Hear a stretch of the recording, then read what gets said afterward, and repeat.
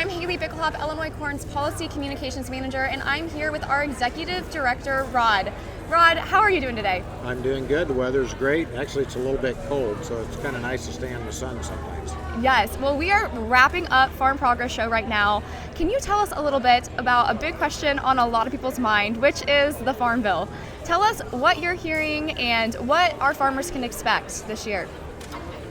Well, that is like a loaded question, and everybody has an opinion, and I guess my opinion is kind of the merging of everybody else's opinion.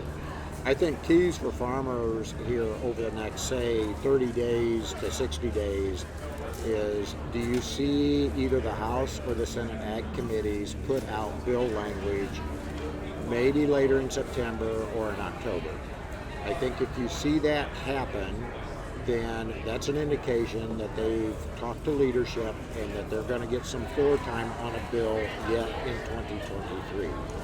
If you're not seeing some language out there in late October, maybe early November, then the question's going to be is, can we get a farm bill done yet in this calendar year?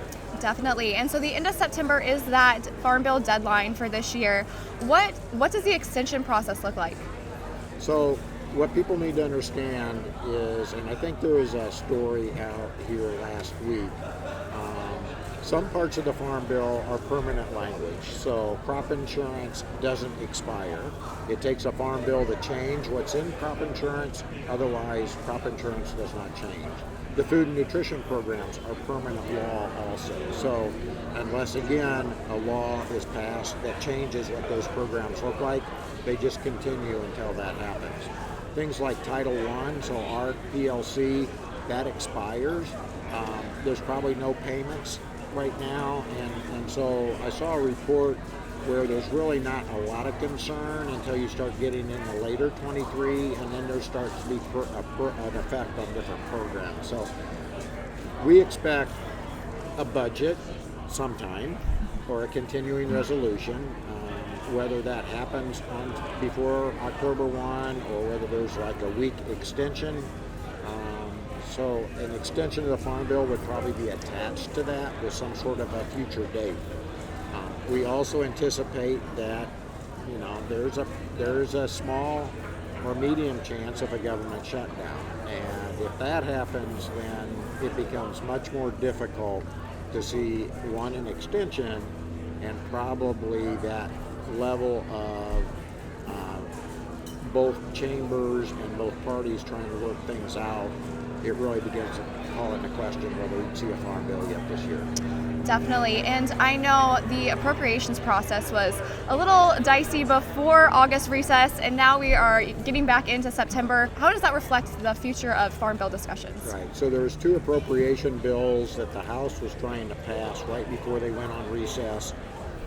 They couldn't do it. A lot of Republican members wanted changes made, and ultimately they felt like, we're not going to get this done. We're going to come back and try and get that done when we come back.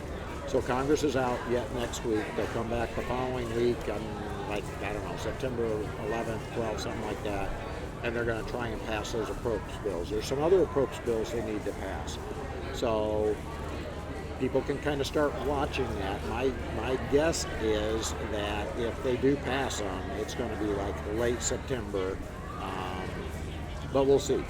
Maybe everybody starts talking to each other and getting along a little bit better than what they've been doing. We can hope, right? We can hope, that's right.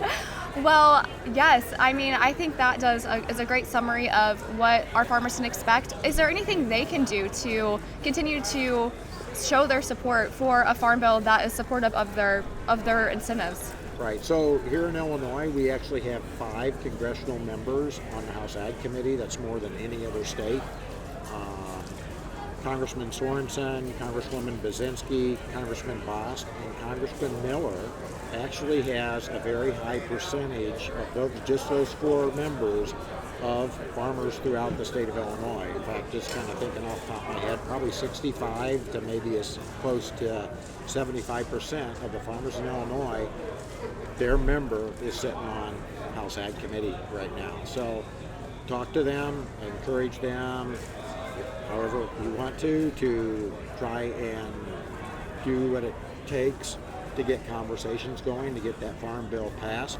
A lot of adjacent states also have members, Iowa, Indiana, same thing. Farmers should be encouraging their congressional member to pass a farm bill. Definitely.